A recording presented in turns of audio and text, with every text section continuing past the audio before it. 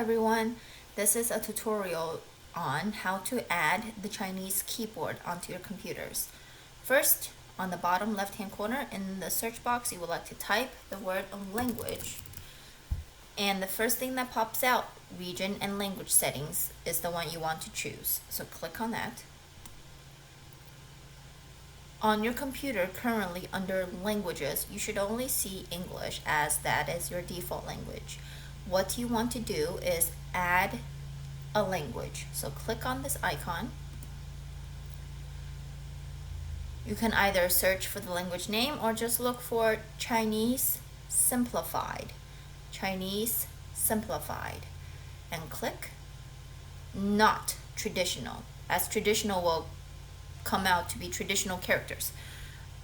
Simplified. We want Chinese Simplified. Once you click, there are two separate options. We will be choosing Chinese Simplified China.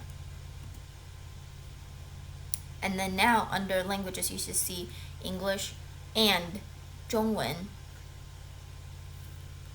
At the same time, on the bottom right hand corner on the bar, you should see a little block that says EN, and that stands for English. If you click on that, CH for Chinese will show up, which means you've successfully installed the Chinese keyboard.